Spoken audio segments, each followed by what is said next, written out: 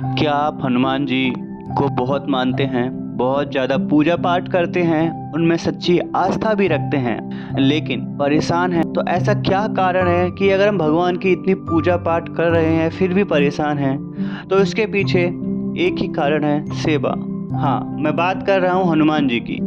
हम अगर हनुमान जी के जैसा 1% व्यक्तित्व अपनी ज़िंदगी में उतार लें तो शायद मैं मानता हूँ जीवन की 80% समस्या ही खत्म हो जाएंगी। और अगर मैं कहूँ कि 100%, तो ऐसा कहना बिल्कुल गलत रहेगा, क्योंकि अगर हम सुखों की अभिलाषा करते हैं तो हमें दुखों को भी खुली बाहों से स्वीकार करना होगा, और यही ज़िंदगी है।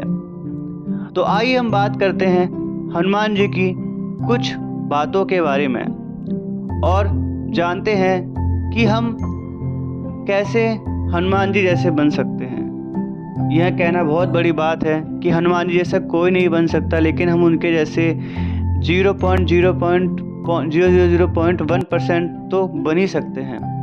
हनुमान जी ने अपने आप को हमेशा ही अपने प्रभु श्री राम का एक सेवक बताया है, और उन्होंने भगवान राम की सेवा करने के लिए कोई ऐसा काम नहीं छोड़ा जो वे ना कर सकें। चाहे वह सीता माता की खोज करने के लिए लंका जाना हो, या लक्ष्मण जी को जीवित करने के लिए जड़ी बूटी लाना हो, सभी काम असंभव थे, लेकिन हनुमान जी ने अपने प्रभु राम का नाम लिया और सभी काम चुटकियों में कर दिए।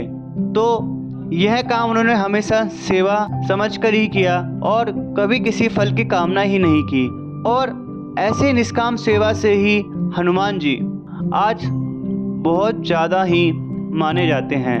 और मैं आपको बताता हूँ कि हनुमान जी आपको रामायण काल के बाद सभी कालों में मिल जाएंगे, चाहे वह रामायण हो, महाभारत हो, यहाँ तक कि कलयुग में भी हनुमान जी का वास है।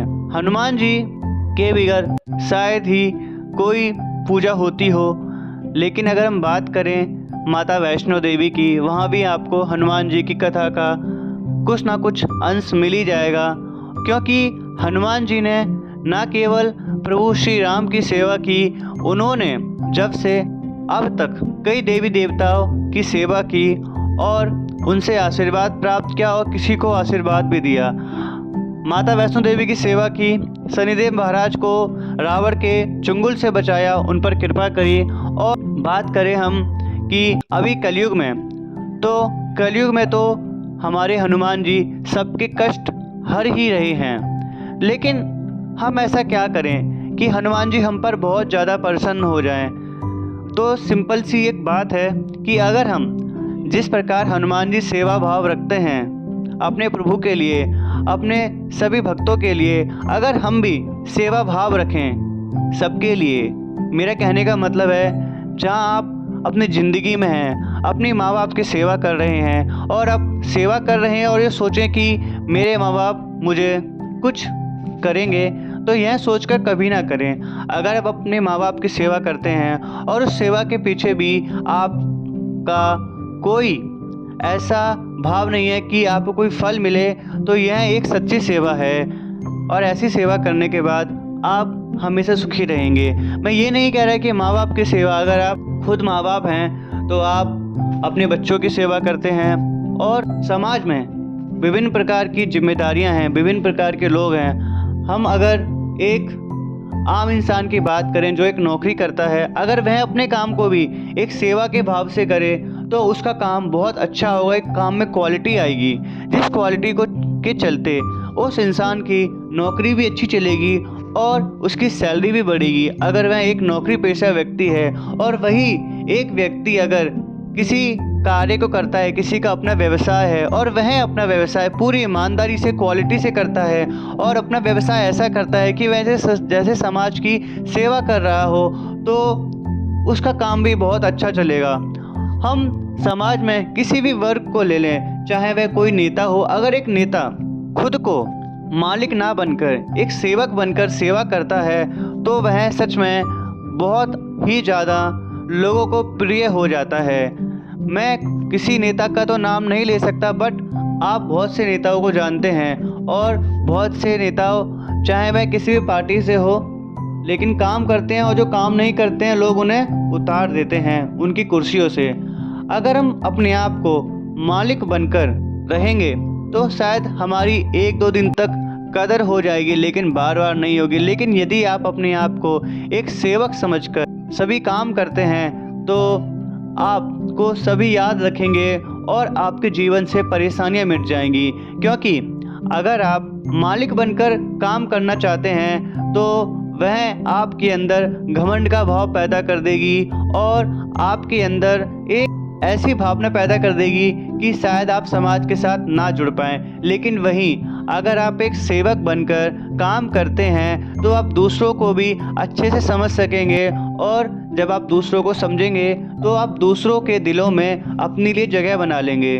तो अगर हम हनुमान जी के जैसे सेवा भाव से काम करते हैं तो हमारी ज़िंदगी में सब सफल हो जाएगा।